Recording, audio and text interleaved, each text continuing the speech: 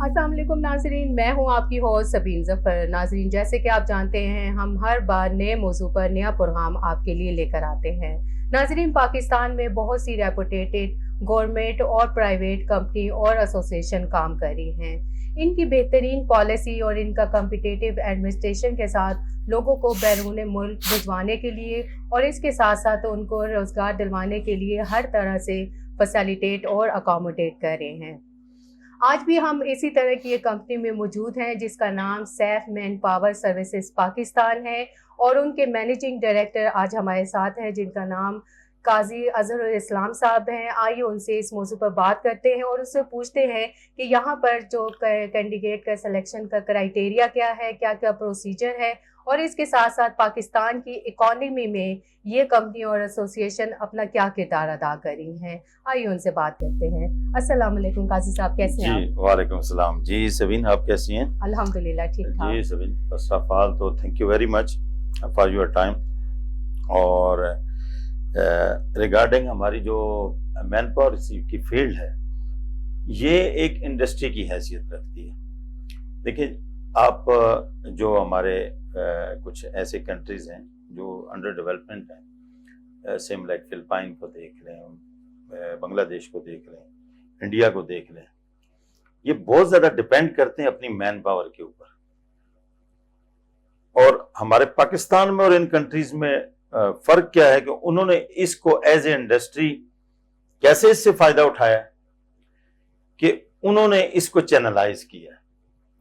वक्त के साथ साथ उन्होंने जो चेंजेस थी, जो उन्होंने एडवांस आगे जाना था, उसके मुताबिक अपनी मैन पावर को प्रमोट किया। पहले तो काजी साहब मुझे ये बताएं कि Saif man power services company के बारे में बताएं, और इसके साथ साथ ये भी बताएं कि ये कौन कौन सी सर्विसेज दे रही है और किन किन मैटर्स को डील करती है। जी जी जी जी सैफ मैन पावर सर्विसेज जो है 2010 से ये कंपनी काम कर रही है हमारी जी। और हम अल्हम्दुलिल्लाह कतर आर्म फोर्सेस को डील कर रहे हैं पाकिस्तान में, for Qatar army, Qatar navy, Qatar air force और कतर पुलिस। और अल्हम्दुलिल्लाह हम गवर्नमेंट ऑफ कतर से 4 बेस्ट परफॉर्मेंस के अवार्ड भी जीत चुके हैं। और यहाँ से हम रिटायर्ड फोर्सेस के लोग और न्यू एंट्री के लोग, up till now we have sent more than 4000 guys in Qatar arm forces जी। और रिसेंट भी, आज जब आप मेरा इंटरव्यू कर रही हैं, तो हमारी फोर्सेस की जो रिक्रूटमेंट है वो एक musical band, horse musical band, journal musical band और न्यू एंट्री, वो इन प्रोग्रेस है। तो अल्हम्दुलिल्लाह मैं तो इस मौके से ये बात करना चाहूँगा कि कतर फोर्सेस के अंदर जो पाकिस्तानियों का बड़ा मेजर रोल है, और अभी अल्हम्दुलिल्लाह कतर, क्योंकि हमारा एक बरादर इस्लामी मुल्क है, ठीक है, और वो पाकिस्तानियों को हर शोबे में बड़ी तरजीह भी देते हैं और अहमियत भी देते हैं। ठीक हो। अच्छा, ऐसे यहाँ पर आप Saif man power services Pakistan में एज अ मैनेजिंग डायरेक्टर अपनी खिदमत अंजाम दे रहे हैं, तो आप ये बताएं कि आपको यहाँ पर कितना अरसा हो गया है, और उसके साथ ये भी बताएं कि आपकी क्या क्या रिस्पॉन्सिबिलिटीज है। जी जी सबीन, मैं as a managing director OEP Saif man power 2010 से समझे मैं काम कर रहा हूँ। तो मेरी तो जो रिस्पॉन्सिबिलिटीज में आता है, देखें, जो कतर में जितनी भी फोर्सेस के साथ मैन पावर की रिगार्डिंग रिक्रूटमेंट की जितनी भी पॉलिसीज हैं, हर साल उनकी पॉलिसीज चेंज होती हैं। ठीक है। उसके मुताबिक जो जो चेंजेस होती हैं वो उनको इम्प्लीमेंट करना, उनके साथ कोऑर्डिनेशन। हर 3 महीने बाद मेरा एक टूर होता है कतर का। फिर यहाँ की जो रिस्पॉन्सिबिलिटीज होती हैं मेन, वो ये है कि जो भी बाहर से हमारे डेलीगेशन फॉर द रिक्रूटमेंट आते हैं, I have to arrange there transportation, accommodation, everything as regarding as well as the interview, short listing of the candidates, and I arrange the practical test and interviews for the delegation and their place and everything as per their instruction. तो उसमें हम उनको बहुत कोशिश होती है कि जितना अच्छा हम उनको फैसिलिटेट कर सकें कि मैक्सिमम मैन पावर जो है वो पाकिस्तान की कतर जा सके। हर स्टेज पे हमारी ये कोशिश होती है। ऑल्दो कि हमें कुछ हर्डल्स जहाँ पे होती हैं, मतलब कि वो चीज़ें इम्प्लीमेंट करने के ऊपर, लेकिन अल्हम्दुलिल्लाह अभी हम यूज्ड टू हो गए हैं। और जी, ये मेरा नेक्स्ट क्वेश्चन भी आपसे ये था कि आपको जब रिक्रूटमेंट करते हैं या यहाँ पर एज अ मैनेजिंग डायरेक्टर आप अपने यहाँ पर सर्व कर रहे हैं, तो आपको क्या क्या डिफिकल्टीज का सब फेस करनी पड़ती है? देखिए, डिफिकल्टीज तो ये बात चीज़ें ऐसी हैं کہ جو جیسے گورنمنٹ نے پروٹیکٹر آف امیگرینٹس میں پہلے 5 کاؤنٹر پہ جانا پڑتا تھا, فیسز جمع کرانی پڑتی تھی, اٹ ٹیکس ٹائم بیفور, کیونکہ بعض اوقات کمپنیز کا پریشر ہوتا ہے, آپ نے کمپنیز کی انسٹرکشن کو فالو کرنا ہے. دے ڈیم کیئر اباؤٹ کہ پاکستان میں معذرت کے ساتھ کوئی اسٹرائک ہو گئی ہے, کوئی راستے بند ہو گئے ہیں, کوئی کنٹینر لگ گئے ہیں, بندے نہیں پہنچ سکے, چھٹی ہو گئی ہے, موبائل سروس بند ہو گئی ہے, ان کو اس سے کوئی سروکار نہیں. اگر ہم یہ پرابلم یقین کریں, کمپنیز سے شیئر کرنا شروع کر دیں کہ this can be happen in Pakistan, so nobody will want to get the Pakistanis. ہم تو ان کو جو بعض ہم پرابلمز جہاں پہ ہیں وہ تو ہم ان سے شیئر ہی نہیں کرتے. ہم تو ذری سی بات ہے, 100 بات ہے ہمارے ملک میں پرابلمز ہیں, ساری چیزیں, لیکن میں کم از کم being Pakistani, I can not share these problem to in front of other companies. میری تو جب ان سے بات ہوتی ہے میں کہتا ہوں Pakistan is better than India, Philippines and Bangladesh, you are welcome to come Pakistan for the recruitment. لیکن دیکھیں ان سائڈ سٹوری یہ ہے کہ ہمیں بعض اوقات ایک جسٹ لیٹر کے لیے 3 دن 4 دن 5 دن ہمارے ضائع ہو جاتے ہیں اور ہم کمپنی کو اپڈیٹ نہیں دے سکتے. تو اس وجہ سے کیا ہوتا ہے کہ وہ لوگ پھر ہمیں آخری آپشن پہ رکھتے ہیں. جیسے آپ نے دیکھا ہے کہ فیفا کے دوران ہمارا کتنا نقصان ہوا ہے. فیفا کے دوران قطر کی فرسٹ پرائرٹی تھی کہ they want to get maximum Pakistanis during the FIFA. ٹھیک ہے, کم از کم 7 سے 8 ہزار کینڈیڈیٹ انہوں نے لینے تھے. لیکن جہاں پہ سسٹم ایسا ہے, ایک ادارہ میں نے آپ کو بتایا بنا ہوا QEC کا یہاں پہ رول یہ ہے, جو بھی معذرت سے پاکستانی ایڈمنسٹریشن بیٹھی ہوئی ہے, میرے نزدیک تو ان کا ایک ہی کام ہے کہ جتنی کوشش ہو سکے پاکستانی مین پاور کو قطر جانے سے روکنے کی ڈیوٹی ان کی ہے. تو یہ چیزیں جب ہوں گی, اور دوسرا گورنمنٹ آف پاکستان کی عدم توجہ. دیکھیں مین پاور کا مجھے بتائیں, لوگ وہاں سے 5 6 سال محنت کر کے, ہمارا ملک تو چل ہی ریمیٹنسز پہ چار ہے, جن لوگوں کی جو مڈل کلاس کے لوگ ہیں تھوڑی سی جن کی حالت بہتر ہوتی ہے, آپ دیکھ لیں پہلے ان کی حالت کیا ہوتی ہے جب ان کے گھر کا کوئی ایک آدھ بچہ باہر چلا جاتا ہے, ان کی فائنینشیل حالت بہتر ہو جاتی ہوتی ہے. یہ تو مطلب کنفرم بات ہے. تو ایک بندہ جب اپنے گھر کے لیے اتنی چیز کر رہا ہے, اس کا مطلب ہے he is doing so many things for the Pakistan. وہ پاکستان آتا ہے, even he is not allowed to one mobile. جب وہ آتا ہے اس کا موبائل آف کر دیتے ہیں کہ آپ کا پی ٹی اے اپروو نہیں ہے. اور جناب یہ لوگ آہستہ آہستہ متنفر ہو رہے ہیں. لوگ چھٹی آنے سے گریز کر رہے ہیں پاکستان, لوگ پیسہ بھیجنے سے گریز کر رہے ہیں. وہ کہہ رہے ہیں ہمیں پاکستان کیا سہولت دے رہا ہے, کہ ایسی سچویشن کیوں کریٹ کی جا رہی ہے یہاں پر. میں تو خود, آپ یقین کریں, میں خود حیران ہوں کہ ہم بیرون ملک جو پاکستانی ہیں ان کو بجائے فیسیلیٹیٹ کرنے کے ان کو تنگ کیوں کیا جا رہا ہے. ایک بندہ اگر 2-3 سال کے بعد آتا ہے, اس کو کوئی نہ کوئی آپ چھوٹ دیں. وہ اگر جائز طریقے سے پیسے بھیج رہے ہیں, بینک کے ذریعے سے بھیج رہا ہے, اس کے پاس ریکارڈ ہے, اس کو انسینٹیو دیں کہ بھائی آپ گاڑی لیں گے آپ کو گاڑی میں یہ چھوٹ ہے, آپ کوئی گھر خریدیں گے آپ کو ٹیکس میں یہ چھوٹ ہے, آپ باہر سے آ رہے ہیں آپ ایک موبائل اپنے لیے ایک اپنی فیملی کے لیے لائیں آپ کو اس میں چھوٹ ہے. جب ایک بندہ باہر ہے, وہ ایمانداری سے کام کر رہا ہے, ایمانداری سے پاکستان کو پیسے بھیج رہا ہے, اس کو ریٹرن میں معذرت کے ساتھ سوائے تنگی کے اور کچھ بھی نہیں ہے. ٹھیک ہو گیا. Why he will use the right way. تو یہ چیزیں جو میں نے ایکسپیرینس کی ہیں پچھلے 1-2 سالوں کے دوران, ٹھیک ہے, کہ دیکھیں لوگ بےچارے جو بیرون ملک میں تو اکثر چکر لگتا ہے, میں جاتا رہتا ہوں, وہ کہتے ہیں جی ہم تو ہر کچھ کرنے کے لیے تیار ہیں, لیکن پاکستان میں ہمارا اتنا حق بھی نہیں ہے کہ ہم ایک موبائل اپنا جہاز پہ جو یوز کر رہے ہیں پرانا موبائل, ہم جو ہی اپنے ملک پہنچیں گے وہ بند ہو جائے گا. مجھے اس کا جواب دیں, why we are doing like this with our Pakistani brothers. صحیح ہے. اچھا قاضی صاحب یہ بتائیں کہ یہاں پر آرمی فورسز کی سلیکشن کے لیے کیا کرائیٹیریا ہے, کیا کیا پروسیجر کیا جاتا ہے اور کیا کیا ریکوائرڈ ہوتا ہے؟ جی دیکھیں جی, جو فورسز کی ریکروٹمنٹ ہے جی, اس کے لیے سب سے پہلے تو ہم رجسٹریشن کرتے ہیں as per according to the instruction of Qatar arm forces. وہ ہمیں کرائیٹیریا دیتے ہیں, اس کرائیٹیریا کے اندر رہتے ہوئے ہم ایڈورٹائز کرتے ہیں. بعض اوقات وہ زون بنا دیتے ہیں بیکاز انہوں نے ہر ایریا کو بیلنس کرنا ہوتا ہے. So we follow their instruction regarding the registration.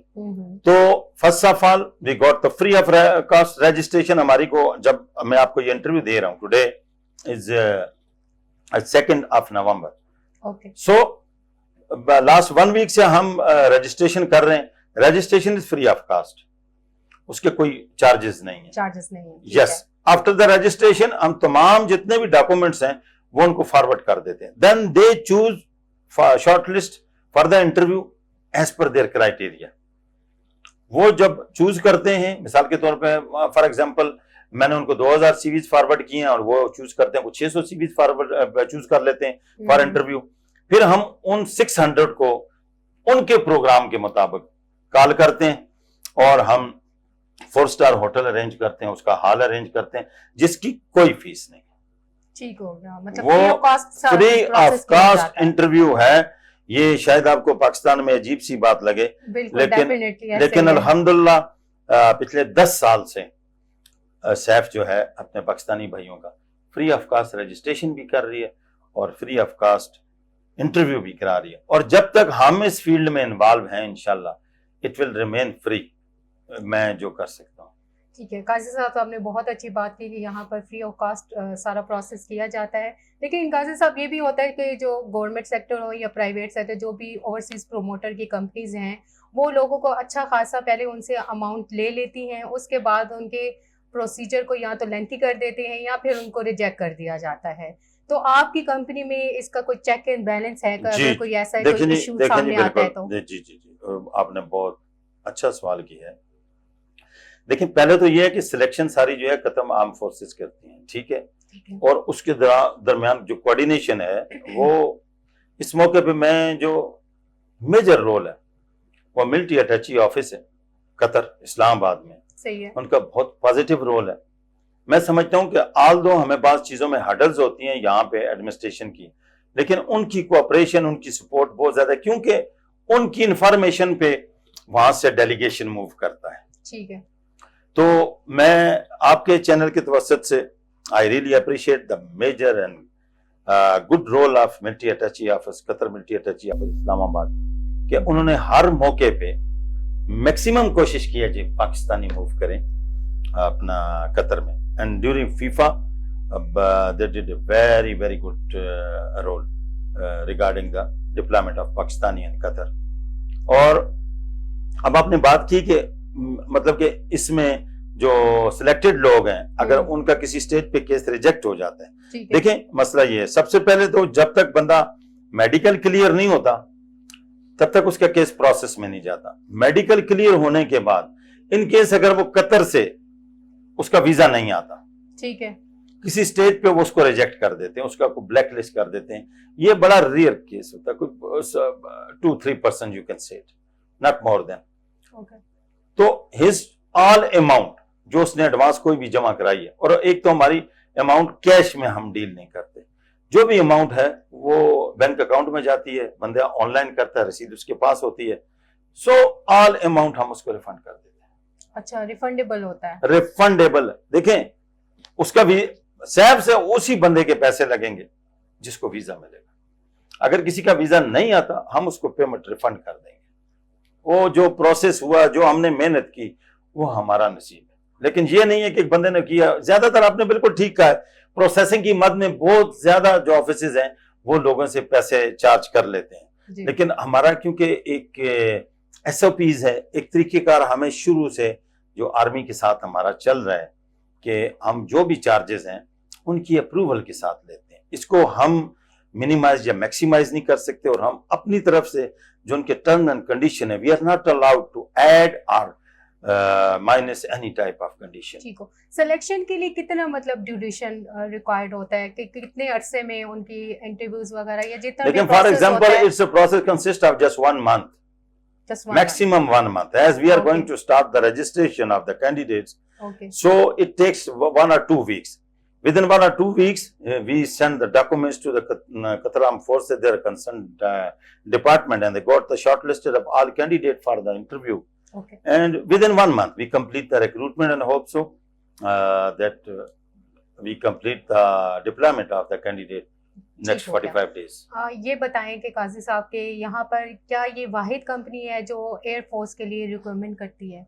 یا اس کے علاوہ کوئی اور بھی کمپنیز ہیں؟ جی الحمدللہ جی، in Pakistan we are only one company الحمدللہ کہ جو قطر آرم فورسز کو ڈیل کر رہی ہے last 10 year over 10 years, and we have send almost over 4000 candidate in different departments to Qatar arm forces.